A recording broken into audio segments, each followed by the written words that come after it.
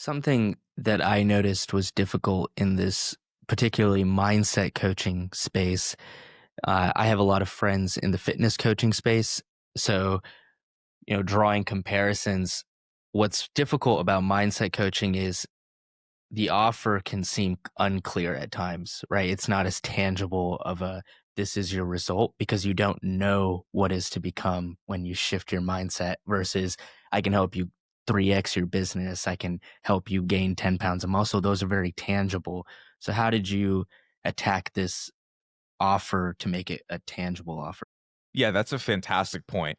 My offer leads with business because a lot of people as well, when you talk mindset, they don't have an understanding of what that means. And so even if I were to tell them we do mindset training, they wouldn't even know what that means. It just sounds like a fugazi. And so I have really centered my core offer around working with either very ambitious professionals that want to become entrepreneurs or existing ones because I can lean heavily into because my offer is both it's mindset and it's business. So people clearly understand, okay, I'll tell you about funnels and scripts and outbound and marketing and tangible things you can apply for your action plan like immediately to grow the business, but also what's very important in my opinion is the mindset that we're talking about. And so I put a tangible number on ROI in the business, which makes it much more clear for people to understand. But you're so right in terms of messaging, in terms of branding, mindset kind of lives in its own realm, and it is a little bit more difficult to convey value tangibly when it comes to mindset. hmm And I was talking with some friends about this at a conference just last month, and we were saying that it almost has to be linked to one of the three pillars of health, wealth, or relationships in order for you to sell mindset. Of course, and I think about this a lot fundamentally. The most viral short form videos are at the fifth grade reading level. So, what that means is the mass market typically needs something a little bit more digestible and surface level, and with more simplistic terminology, explanations, vocabulary, right? It's very hard to target people with a 180 IQ, like for example, right? So, Yeah. when you understand this, it really ties into how you're messaging an offer. And you're right? People are very, very familiar with health, relationships, money. It's very fundamental. Leaving a 9 to 5, making $10,000 a month. These are very digestible, understood things. And I think tying in mindset to that clear goal so people actually know what they're getting in terms of an ROI is very important in terms of messaging. Like when I talk to people that are interested in my program, I always tie mindset back to money because I'm business, right? That's what I lean on. If I was fitness and mindset, it would be probably the losing weight aspect, the looking better aspect, the body, fat percentage aspect. So I am always tying in mindset with money and lifestyle because that is the most commonly educated form of the three pillars that you just mentioned. I think that's a very fair assessment. hmm And are you familiar with Tony Robbins and his stuff? Of course. Yeah, the Yeah. legend, the Yeah. legend.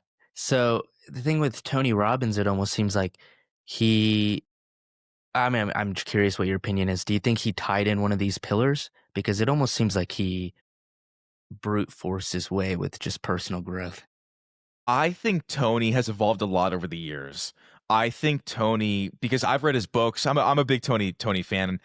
For some reason, a lot of people have a different opinion on him per se. They may think, well, he's just a salesman or whatever the case.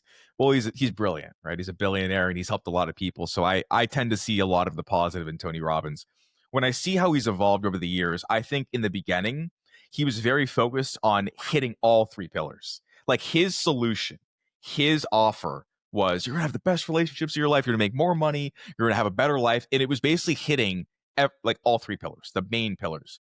Now, what I've seen from him and what I see with his offers is he has specific offers for each pillar, which is really Yeah. cool too. So I've bought in his sales course, which is phenomenal, by the way.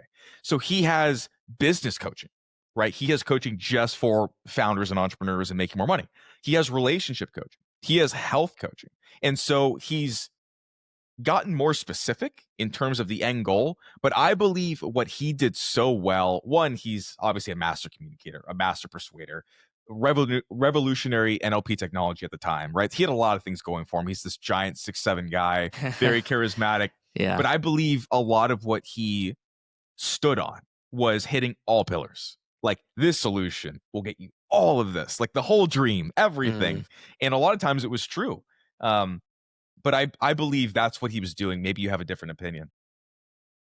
Yeah, I mean, that makes a lot of sense because from what I see now, he is a lot more diversified in his programs and what he offers.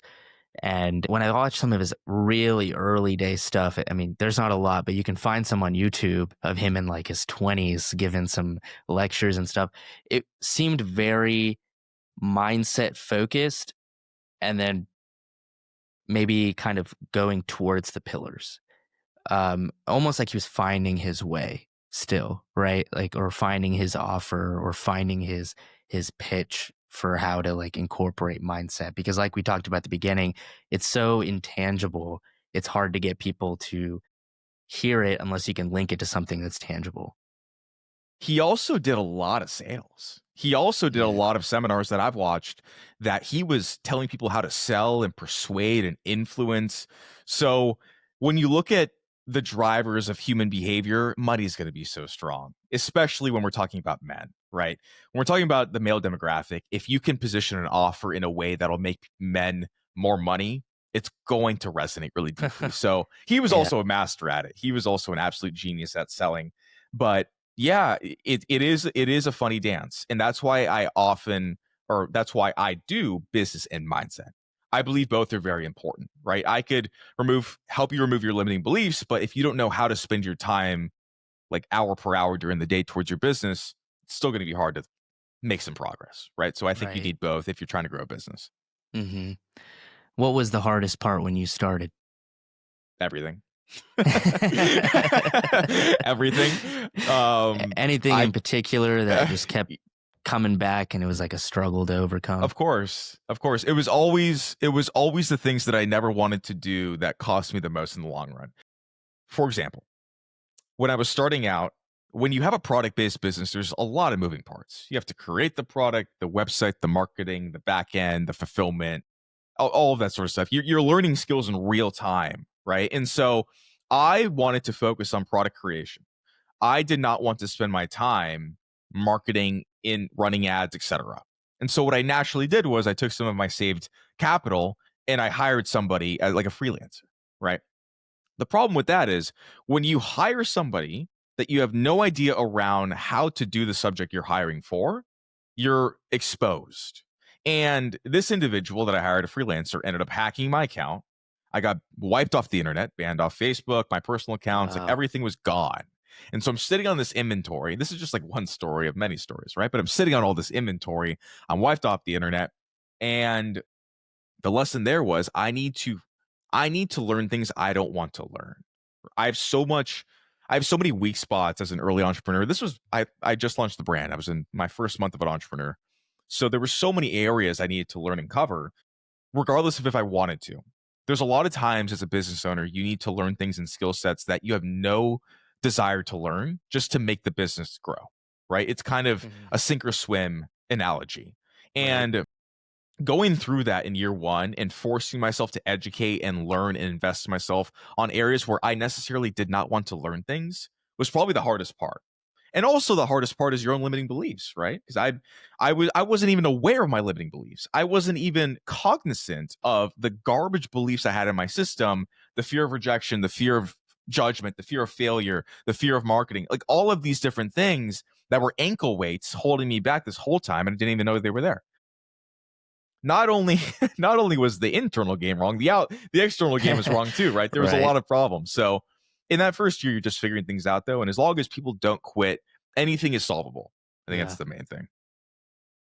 I love this transition because most of the game in anything is mindset first because your external is a reflection of your internal world. And what were some steps you took to overcome those fears of failure, fear of sucking, right? Like just because naturally you're just bad at whatever you start with, at least Always, compared to if you keep going, always. right? Yeah.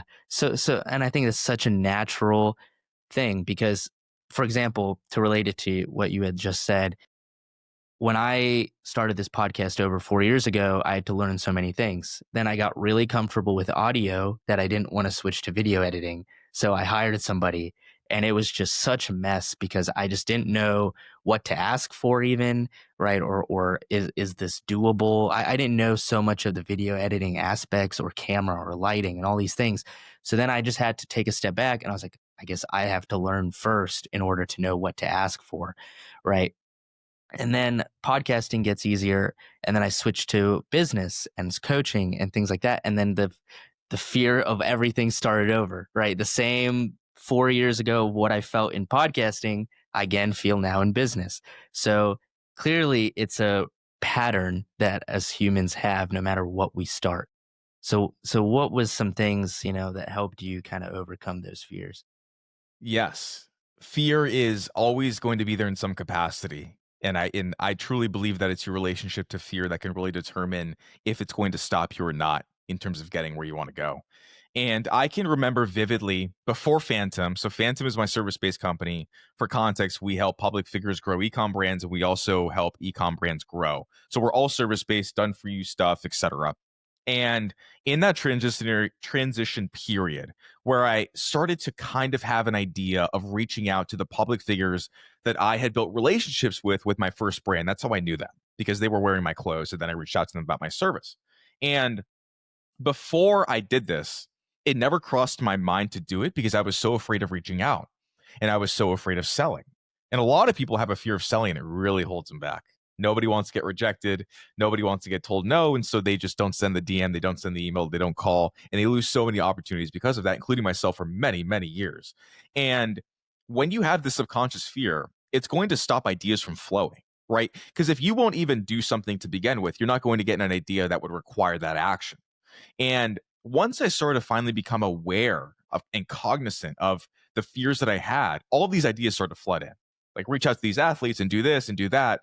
And I listened to a lot of Tony and I listened to a lot of Reagan Hillier as well. She's a manifesting, more specific woman. And they talk about fear and they talk about that 80% of success is the inner game. And that was the first time I ever heard that. I was like, that's a substantial amount. Like Hmm. 80%.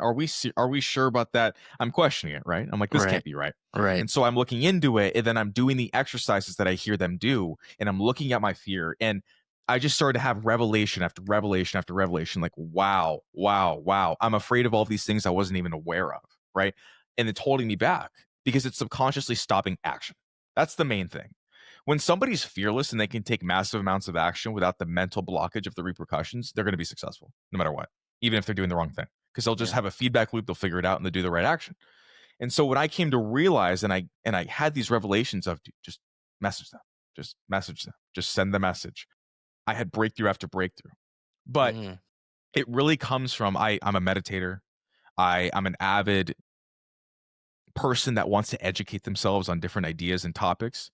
And through this time spent and quieting my mind, I had revelations that opened up the floodgates on breaking through my fears so I could take action. That's great because I was actually just about to ask next. I totally agree with what you're saying. And when you mentioned this idea of I started to look at my fears, I was Yes. curious, what was he doing? Was he journaling? Was he meditating? Right. So it kind of is perfect because I'm curious now. Do you think the first step to defeating fear is sitting in silence, just escaping from all distractions and facing it? It's very helpful. It's very Mm. helpful. If you can sit in silence, another great exercise that I go deeper with my clients on is just pen and paper and write down something that you want and then write down just everything that comes up. Just like throw it up all on paper, write it down, journal it, all of your fears and really see them at eye level. And the problem is we don't want to look at our fears because it's very uncomfortable and icky, right? And so we suppress them into our subconscious forever. Most people do it forever, right? Traumas and fears. And if we can bring it to the surface and come to terms with the fact that Look, fear is here to keep us safe, first off, right? It's not inherently a bad thing. Like, fear is not the enemy. Fear is just a construct that exists within our reality. It's here to keep us safe. The second thing is we have complete control over our fear, complete control. How we behave and react towards our fear is in our hands. And it's much easier to do that when we have awareness of what it is that is the fear. And so getting it out on paper, but to be very specific, I was on a plane one time. I was on a plane and it just came to me and I'm like, it just I was focusing mentally on money and income and business, and I was thinking of ideas and I was thinking of all these things, and I downloaded this idea and this fear that was in my subconscious around that was stopping me. And I do think silence, meditation, journaling is really, really fundamental in getting these things out there so you can handle. Mhm. It also seems like to me that fear may also be from a mind body disconnect, right? So I think the clearest example of this would be someone with PTSD or someone who has severe trauma where their body is not reacting the same way that their mind wants it to, right? That disconnect of their nervous system is dysregulated. So I think, fear also stems from, like you said, the subconscious, and the ability to bridge that is, I think, the mind body connection, right? That's why yoga, meditation, breath work, all these things are so important because it raises the awareness of your subconscious. Yes, the subconscious is a very interesting area of our minds and of our beings. And it's very unfortunate that most people are completely unaware of the subconscious mind. And it's a data collector, right? And it stores things. And it acts as a software that's really running the show. Like, it really is our software. And if we're not continuously updating the software, we're running on outdated information, outdated beliefs, right? Outdated identities about ourselves that is completely unaligned with where we want to go in the future. And that's the problem, right? It's a Mhm. continuous process. At every level, you're going to be required to go into your subconscious mind, do a software update, implement new beliefs, implement new identity to help you get to the person that you want to become. Nothing is ever stagnant. And I truly believe that if you're not improving, you're unimproving. You're going down. Mm. Yeah. And a very interesting story about this yesterday is I was about to go get some fast food, but my I don't normally eat unhealthy and my identity isn't that way, but clearly I was feeling something and I wanted some dopamine or whatever, right? And I was about to leave the house and I realized that that wasn't even my thought. That was like a subconscious thought of mine. And I like had this like very aha moment. Like, is this really what I want? Right? Because what I want is this higher self, this healthier self, this self that's driven, right? But then here I am about to do something against that. And that's when I started thinking, okay, well then why do I want this? And it was like, so I just kept peeling layers back and ultimately, it was just fulfillment of dopamine because I was bored or I didn't want to work, right? So you know what I'm talking about. So it was so interesting that I realized that was a subconscious You autopilot gained move. awareness. Yeah, Yes. right, right. And it's funny because you think, oh, I'm very conscious, I'm very aware, but yet things like that still happen, and it made me think that that wasn't even my, like that wasn't me, right? That wasn't my higher self. Right, it's your programming, and a lot of times you'll be tested. Your subconscious and your fear-based addictions will be tested a lot, and they'll wanna pull you back into the person that you were a lot of times, and it's always typically what I found when you're the most bored and you're the most idle, always. Whenever I am busy, productive, I have a full calendar, the less tests I have, and I'm a Christian, and one of those sayings is, idle hands is a devil's playground. It's so Yeah, true. It's so true. Whenever I slip on whether it's food or habits that I know I shouldn't do, whatever the case is, it's always when I'm bored. It's always when I'm bored and I don't have my full calendar of things to do, or I'm burnt from working and I need a break. Ding, ding, ding. Now it's time to now it's time to yeah, cheat on what we're doing, right? yeah, And but what you did was amazing, right? Because you gained that awareness. And the more people gain awareness of these habits and these programmings, the more they can reprogram themselves. yeah. And I love when Tony Robbins does this change your state thing. Yeah. Right, and, I went to the last, Date with Destiny conference here in Nice. December, yeah. How was it? It was really good. was really good. Actually, that was my second ever Tony Robbins conference. I went Nice. to UPW, which was okay, but Day with Destiny was awesome. What's UPW? Unleash the Power Within. Ah, okay. Yeah. And so this one, he talked a lot about changing your state. And there'd be times somebody would be talking and they would, just go into this sob story about how their life sucks and how these things are difficult. He And make him then, jump up and down. oh, no, it was funny. Tell me, he's like, continue your story, but say it in a Mickey Mouse voice. And like, they just could not hold that same level of grief, talking in such a like silly manner, right? It was so interesting. And that was part of the reprogramming, right? The NLP techniques. It was part of the reprogramming of the subconscious being like, wow, this is silly. This was in the past. Why am I still feeling it? State's awesome. Hmm. Physiology and what he talks about state is so spot on. And when I think about the trajectory of my life, when I really started to get really ambitious and really want to start a company, is when I had a health problem again outside of my thyroid. I gained a ton of weight during COVID because with my thyroid issue, I can't process carbs typically like a normal person. Long story short, gained a ton of weight. My doctor was like, you need to go low carb for life or you're going to get diabetes. So I went low carb. I lost 30 pounds in 30 days. When I went low carb and when I lost all this weight, tons of energy, right? Like I'm Hmm. revigorated. I have all this energy. When I had the energy, because my state was higher, I had more ambition. I literally felt more desire to take action and to dream bigger and to do more things that were positive for my life just by changing my physiology. Right. And a lot of people don't tie the two and two together, which is why I even talk about vitality and nutrition in my program, because it's impossible to vibrate at a high frequency of conquering all the things you want to conquer and taking on the life that you want to live and hitting all your goals if you're overweight, you're tired, you're lethargic, you're in this mopey frequency. It's not aligned. And it's incredible how it's actually the foundation. It Yeah. really is. Yeah. And it reminds me of people like David Goggins, right? Who has Yeah. such What a guy. right. He has such a strong mental mindset because he's pushed his body to limits. But this is an idea I constantly think about is what does it truly take to be successful in wealth in particular, right? Because you can become wealthy without focusing on health or relationships. I've seen people, lacking in either or both pillars and still become very successful, at least societal standards, right? And wealthy.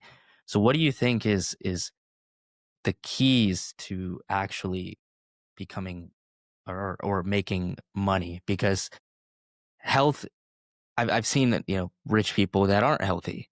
Right. So what really is it then? Is it overcoming fears, do you think? I believe it's a mixture of mindset and business. I believe that very financially successful people do things every day that are very advantageous towards making money. And their activities on a daily basis that get them more money is oftentimes unrelated to the gym, right? For example, if somebody's fat, but maybe they're working in a financial position and they're really, really technical and have a great expertise in terms of seeing opportunities in the marketplace and they invest for people. That skill set and that expertise can directly correlate to making a lot of money. Now, is your weight tied to that? Absolutely not. Right? They're simply spending time doing things that make a lot of money. And I'm a believer that you should be well-rounded in terms of you should absolutely take care of your health, right? No amount of money in the world is worth having bad health. So I'm not advocating for this at all, but I believe that it comes down to action, comes down to behavior. And also the mindset of these people is very singular. They're always focused on money. You're not going to meet somebody financially successful that spends their days thinking about the movies, sports, Yeah. these things that don't matter, right? They're thinking about money and they're doing things 12 hours a day, maybe all around money. They're making calls, they're hiring team, they're doing whatever. And although I do believe in balance, I think it really just comes down to behavior. If anybody, right? If anybody were to spend 12 hours a day for 5 years on a business that's proven in a growing market, they're going to make more money, no Yeah. matter if they're mean to their family, right? Like all these things are kind of not, it becomes non relevant because they're doing so much action, it negates everything else. Yeah. It's like that concept where energy goes, or where attention goes, energy flows, right? It And it's it not almost bias at yeah, all. Yeah. yeah.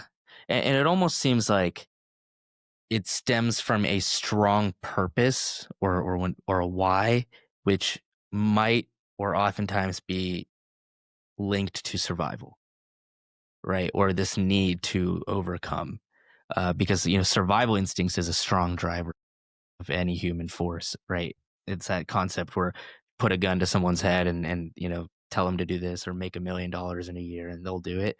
It's that concept of survival needs, and I think all that attention and energy is focused on that one pillar, is what it seems like. Yeah, the desire is everything. And Mm. people are driven by different things. I saw this statistic one time, and it was like the most successful people had this perfect mix, this perfect cocktail of trauma and insecurity. But it's so real, right? Because Yeah. it fuels desire. And we in life don't get what we want, we get what we tolerate. All of us, right? It's what we need, what we tolerate that determines what we have, not what we want. And highly successful people that I've seen, that I've studied, have such a high level of need and desire and absolutely wanting that it elevates their behavior, their action, their drive, their intensity every single day. And a lot of people, unfortunately, are very, very comfortable with low lives, with mediocrity, very comfortable. That's the problem, right? They're willing to tolerate it. And so nothing's going to change. Even if they say, well, I have a goal this year, it doesn't matter if your minimum standard is X, right? Because that's what you're comfortable with. And so nothing's going to change. It really has to be a burning desire of an absolute want. Hmm. It's this. It's like this idea of when they say the good times, create weak men type idea. Although maybe even in an economic standpoint, we're not in the best place or whatever in the US, but we have all these luxuries. And I think these luxuries make it difficult for us to have true desire in anything, which is why I think it's so important to create that artificial deprivation, right? Like depriving yourself of like the luxuries, forcing yourself to take a cold shower, right? It's so easy. Just turn that knob another like 10 degrees and you got a warm shower within like a second, right? So it's that control to create deprivation is what I think stems from true desires. Yeah, we are living in a very comfortable world right now. In America, we're so comfortable. Everything's at our fingertips. We can get from our phone so much dopamine that it would be equivalent to like probably someone's year's worth of dopamine, 30 years ago, even. Yeah. So the consumption and the accessibility to pleasure is through the roof. And because of that, people are less driven to get actual dopamine and get actual rewards and to push themselves to do certain things, because why would they? Right? It's like Pavlov, the dog analogy, right? We're not much different.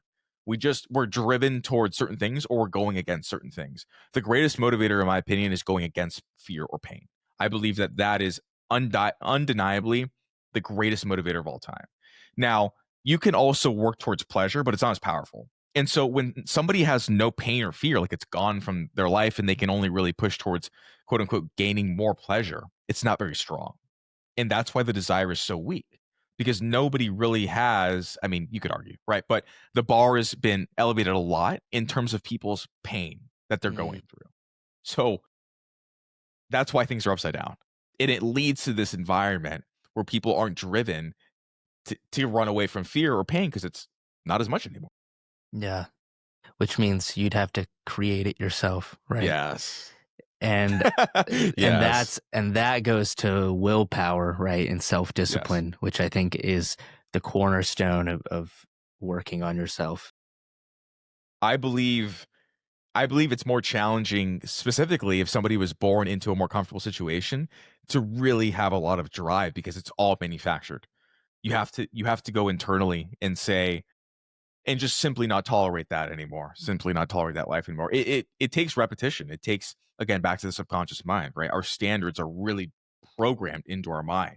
And it takes constant work every single day, affirming and practicing and programming our subconscious mind to have a different standard, drives to do different things. And it takes months, years, right? This is a process. This isn't something you can just do and be like, my subconscious mind is fixed. Maybe with Tony after a seminar, but but typically it takes time, and that's why most people just don't even want to go there. Yeah.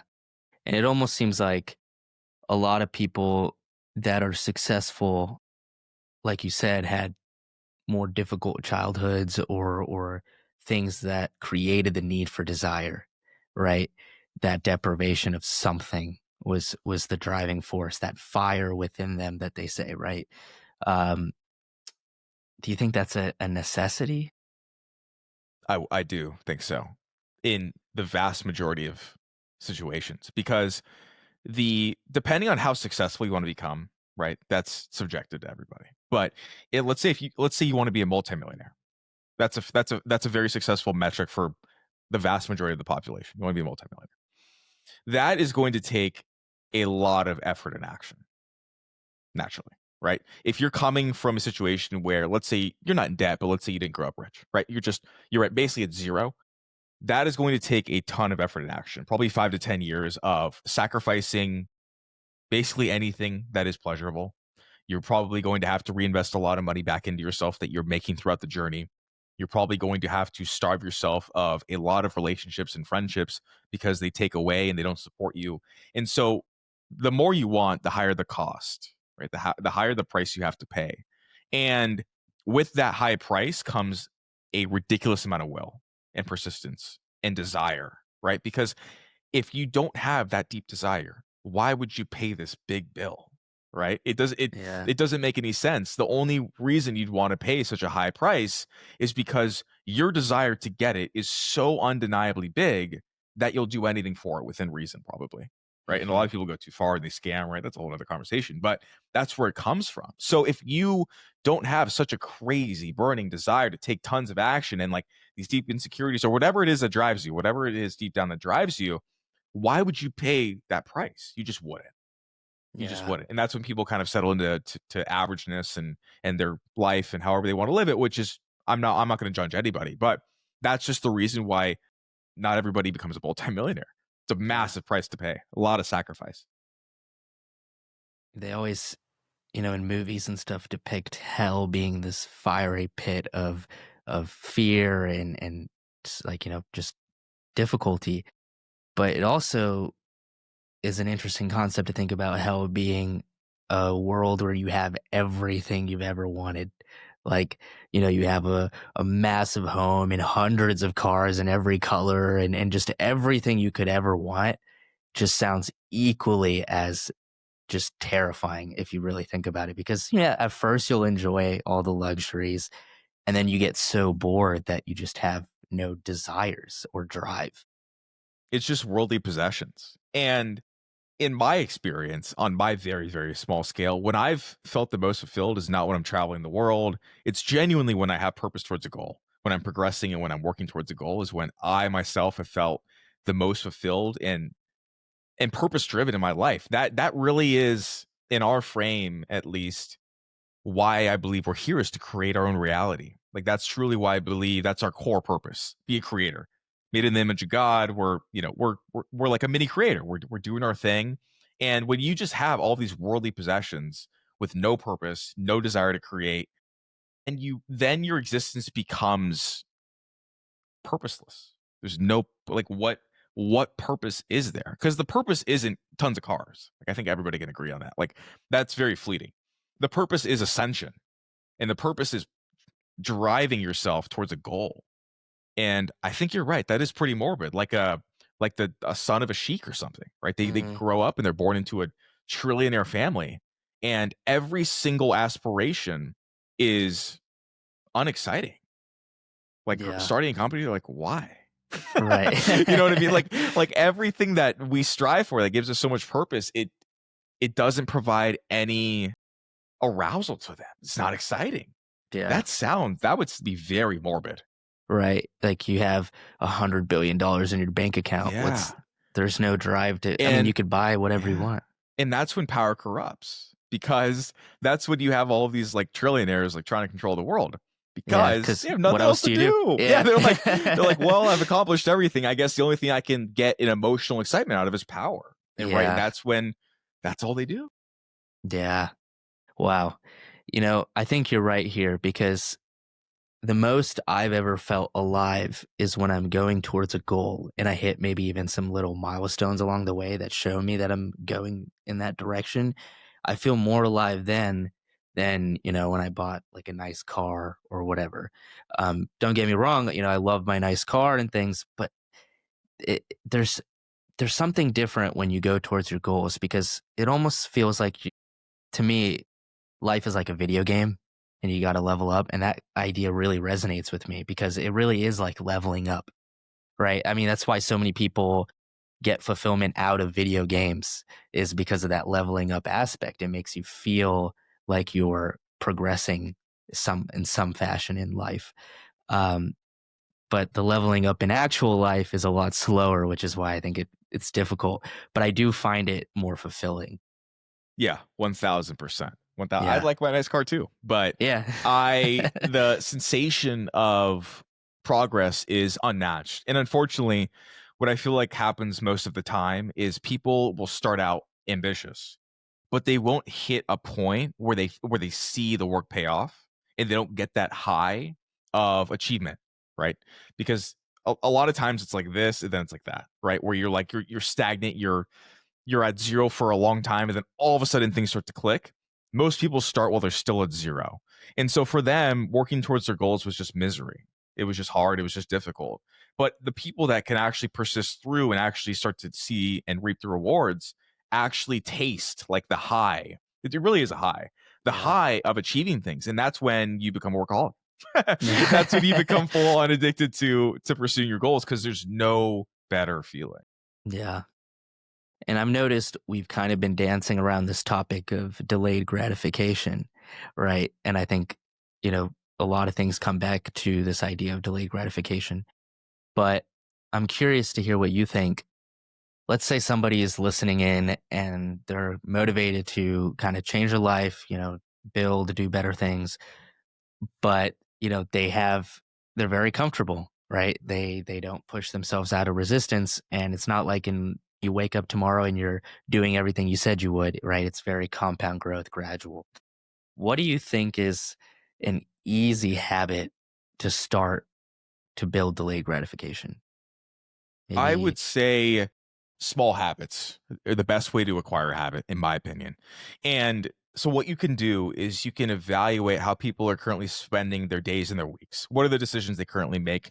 And typically, with delayed gratification, it comes around financial spending and time worked, right? So, typically, people will not work towards a goal because they want instant gratification of maybe going out to a bar, or it's buying something that isn't going to be reinvested back into the business like an asset to get the pleasure of spending money on something. So what I recommend, first off, like everything else, we need awareness, right? What are we currently doing that's self-sabotaging our long-term goal? The second thing we really need to understand is these habits are going to really hurt us. And what we need to I'm a again, like I said, I'm a fear and pain motivator. That's how I drive myself. And so what I would say is in my mind, I drilled into my mind every single time I wastefully spend time or money, I am hurting my own self towards the end goal that I want. And so what I like to do as well is be very close to my goals, whether that's literally my written goals or just have them in my mind. I want to have close proximity to where I want to go because it's very easy to get into instant gratification if we don't have that clear bullseye that we're shooting at. But if Yeah. it's right in front of us, and let's say it's $1 million this year, we're not going to go spend maybe $1,000 at a club, right? Because we have this goal right in front of us. And so if we hardwire ourselves and condition ourselves to have the goal in mind and do basically all of our actions that we can towards that goal, and just also remind yourself, this is really going to hurt me. Like this, this is going to be a painful experience. It might be a high in the moment. And a lot of times this has to be done through you just doing it yourself, right? I've made so many dumb purchases. I've done so much instant gratification. No matter what people told me, this was something I had to learn myself the hard way. And oftentimes that's how it is. But once you can make that mental reference to where this activity bad, this activity pain, you slowly start to break that habit. Yeah. I love that, the idea of reprogramming your subconscious mind. And What's so interesting is literally an hour and a half ago, I was watching a video from Alex Hermosi talk about just exactly what you said about how you vote with your time and your dollars, right? And that's ultimately what he said, show me somebody's last year goals and show me them today, and then show me their bank account or like their transactions. Um, and he's like, I'll show you like why you're not reaching your goals. And if you really, it's what's interesting about money is if you really look at money and spending, you can start to see your habits a lot more tangibly too, right? Wow, I buy ice cream every night, clearly I'm doing something here. Or I'm going to the bars way too much. You can really see somebody's psychology and their habits just by looking at how their relationship is with money. It's a great litmus test for your discipline. It really is. And the more and more I've tracked my money over the years, and I wasn't always great at this, like I said, the more I gained discipline and awareness of what I was actually doing. Again, awareness, right? Awareness is like the cornerstone of everything. Because if Yeah. you don't have awareness of where you're allocating and spending, and it's more like frivolous and just not top of mind, you have an underlying problem that you can't solve. You can only solve things you're aware of. And I did watch that episode too. I believe it was around his goal setting method, right? Yeah. Yeah. Great, great episode. And it's so accurate. There's really only two things we can delay. And it's like how we allocate our time, where we want to do things, and also how we're spending it. And if we can anchor in our mind, again, instant gratification bad, delayed good, right? It's working us towards our goals, then it becomes a much easier decision. But again, no awareness, you're on autopilot. And secondly, you're thinking too in the moment and you haven't been hurt enough by the action. Yeah. Once you get hurt enough by the action, you won't want to do it. Right. And I think what's really beautiful about this space is this is where mindset and perspective comes in, right? So for example, and I think many people can relate, is if you have debt, it's better to, instead of say pay off my 20K, and say, save 5K or whatever, right? Or switch the perspective from, like, for example, 20,000 or whatever is a lot of money, especially when you're in debt, right? Because that's like, you look at that, it's daunting. You don't want to tackle it. Or you want to start a business, it looks daunting. You don't want to tackle it, right? But switching to compound growth and switching the perspective and saying, I'm just going to put in $5. I'm going to put in 10 more dollars, and seeing the bar climb instead of decrease almost feels same concept, but just feels easier. Yes. Yes. He also mentioned in that episode replacing habits, right? Replacing habits with things that are more advantageous for you. Because when you remove a habit completely, it's very hard to adjust, very hard. And that's when people relapse on things. So if you replaced the buying the ice cream with the ice cream dollars going towards an account, and you can see that and get gratification and also build your confidence up because you're keeping your word to yourself, it actually has a very similar effect, right? It has a very similar effect. And the compound growth and overcoming debt and becoming more financially free really just comes down to every single day. How are you spending your time? What decisions are you making? If you can just forget the number, just every single day, we're going to be focused on discipline, building the business, making more money, etc. That's going to be erased with time. And a lot of times, back to mindset, having the perspective on where to focus energy, very important, right? Because if your energy is focused on the big picture, you're constantly going to be overwhelmed. You're constantly going to be in a state of, this is such a big mountain, I can't climb it. If we can just like look a little bit down, focus our energy on where we are right now in the daily actions, it's much more effective, in my opinion.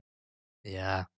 And what's interesting about money and the relationship with money is I've realized there tends to be three key, skills to develop, which is learning how to save, learning how to spend, and learning how to make. All seem like very different skill sets, right? Because, as you know, in business, you can spend money on the wrong thing and get no ROI, right? And earning money is also just a lot about mindset.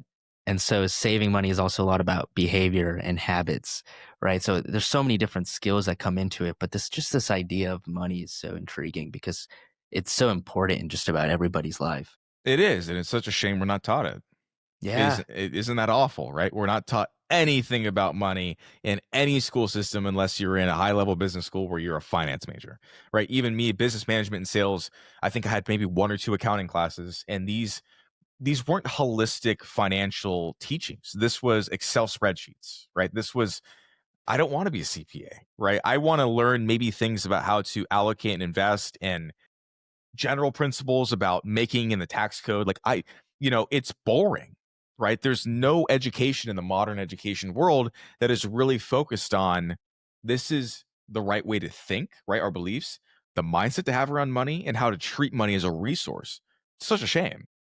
Yeah, and seeing it as a tool. Exactly. It's just a Mhm, resource, right? People mhm. idolize it. I think that's wrong as well. It's a resource. It's an amplifier too. You can use it however you want to use it, right? But understanding, like you said, managing, keeping, multiplying.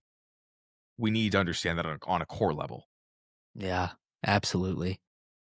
No, Jared, this show is called Learn or Be Learned, so I love to ask my guests this closing question, which is, what is one life lesson that you learned that you'd like to leave with the audience today? You can more or less do anything.